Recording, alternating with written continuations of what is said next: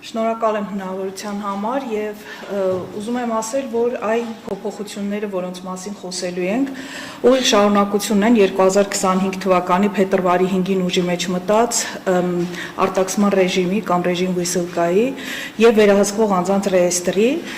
մի փոքր հիշեցնեմ, որ փետրվարի 5-ից 2025 թվականին Ռուսաստանում ներդրվեց վերահսկվող անձանց ռեեստր, ինչը նշանակում էր, որ ոչ թե անձանց անունները որևէ պատճառով հայտնվում էին ինչ-որ ցուցակներում, այլ երբ անձը հայտնվում էր վերահսկվող անձանց ռեեստրում, նրա բանկային հաշիվները սառեցվում են եւ որևէ պետական գերատեսչություն նրան ծառայություն չի մատուցում։ Պետք է նշեմ, որ մարտի 1-ից սկսած այս գերատեսչություններին միացավ նաև հարկայինը եւ հարկային ծառայությունների նախ տեղեկանքի ձևը փոխվեց, որ այլևս թղթային տարբերակով չի, այն տրվելու է որպես էլեկտրոնային քաղվածք եւ հարկերի չվճարումը կամ նման բանի հայտնաբերումը եւս կարող է հիմք հանդիսանալ, որ անձը հայտնվի վերահսկվող անձանց ռեեստրում։ Այստեղ ուզում եմ մեր աշխատանքային միգրանտների ուշադրությունը հրավիրել այն հանգամանքի վրա, որ իրենց աշխատանքային պայմանագրում նշված աշխատավարձի չափը շատ էական նշանակություն ունի վերահսկվող անձանց ռեեստրում նրանց հայտնվելու հետ։ Ինչու՞։ Երբ մեր քաղաքացիները Ռուսաստանի Դաշնությունում կնքում են աշխատանքային պայմանագիր, շատ հաճախ կա այդպիսի պրակտիկա, որ գործատուն, որպեսզի շատ հարկեր չվճարի, կամ անձը, որը ֆիզանձի հետ է կնքում ծառայությունների մատուցման պայմանագիր, ինքը շատ հարկեր չվճարի, պայմանագրում նշվում է մի աշխատավարձ, իսկ աշխատողը ստանում է մեկ այլ գումար։ Եվ երբ որ իր աշխատավարձի չափ կամ ավելին փորձում է ուղարկել օրինակ Հայաստան իր հարազատներին, այստեղ տվյալները միանգամից փոխանցվում են միգրացիոն ծառայություն, այսինքն ոստիկանություն հասանելիություն ունի դրան,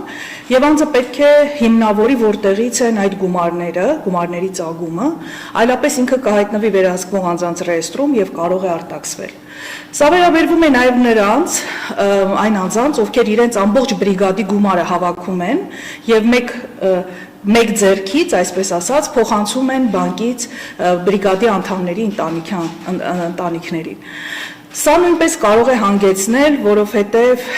կստացվի, որ այդ մարդը իր ունեցած աշխատավարձից բազմակի անգամ մեծ գումար է փորձում փոխանցել, անգամ եթե տարբեր մարդկանց անուններով է դա անում, ուստի պետք է խնդրեմ, որ յուրաքանչյուրը իր գումարը փոխանցի, որպեսզի չհայտնվի այս խնդիրների առաջ եւ հետո չընկնի քաշքշուկների մեջ, երկար պարզաբանումներ տա, թե որտեղից են իր գումարների ծագումը, արդյոք դրանք կապ ունեն ահաբեկչական գումարների հետ, թե ոչ եւ այլն։ Այսինքն սա կարող է շատ լուրջ խնդրի առաջ կանգնեցնել, ուստի խնդրում եմ, որպեսզի այն աշխատավարձը, որը իրապես ստանալու եք, թող դա ֆիքսվի ձեր պայմանագրում եւ այո, թող գործատուն հարկեր վճարի այդ գումարից, բայց դուք չունենաք որևէ խնդիր եւ կարողանաք հանգիստ ձեր գործունեությունը ծավալել Ռուսաստանի Դաշնությունում։ Մարտի 1-ից սկսած Դաշնային անվտանգության ծառայության կողմից կարող է նաև կապի օպերատորին կարող են դիմել կապի օպերատորին եւ անջատել միգրանտի հասանելիությունը հեռախոսի հասանելիությունը։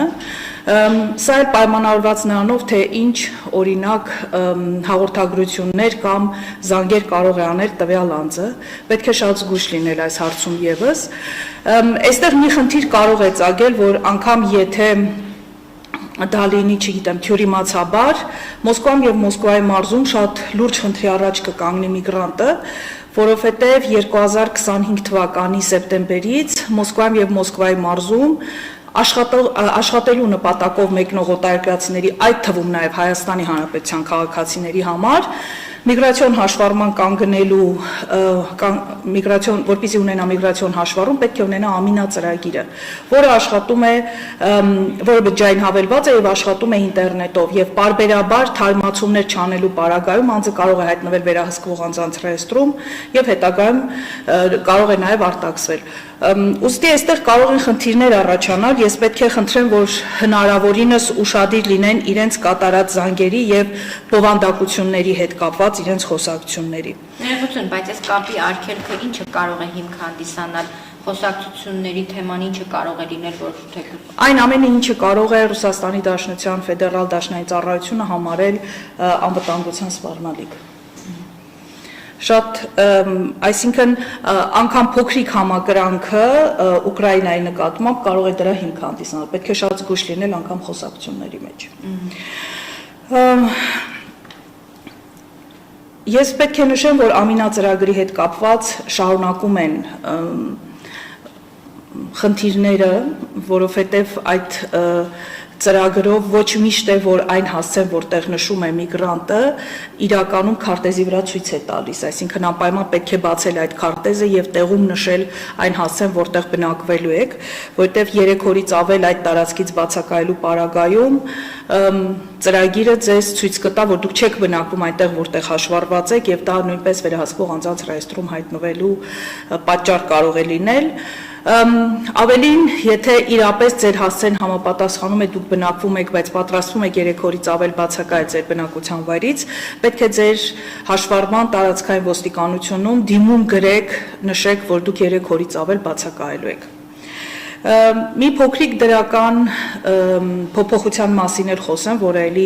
մարտից ուժի մեջ է մտել,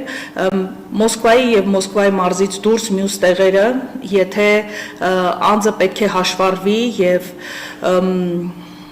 տանտերը հրաժարվում է միգրանտին հաշվառել իր բնակարանում, իսկ նա պարտավոր է, եթե միգրանտը իրապես բնակվում է այդ հասցեում, ուստի բնակարանատիրոջ համար նախատեսված է տուգանք, եթե նա հրաժարվում է միգրանտին վերցնել միգրացիոն հաշվառման 5000 ռուբլու չափով, իսկ եթե այդ անձը իրավաբանական անձ է կամ պաշտոնատար անձ է, ապա այդ գումարի չափը ավելանում է, դառնում է մինչև 500,000, այսինքն այստեղ կարելի է նաև մեր միգրանտներին կխնդրեմ, կարելի է նաև օգտագործել այս օրենքի հնարավորությունը եւ վարձակալության տրվող բնակարանի տիրոջը նշել, որ անպայման հաշվառում պետք է անեն, այլապես իրենք եւս կարող են տուգանքների տակ հայտնվել։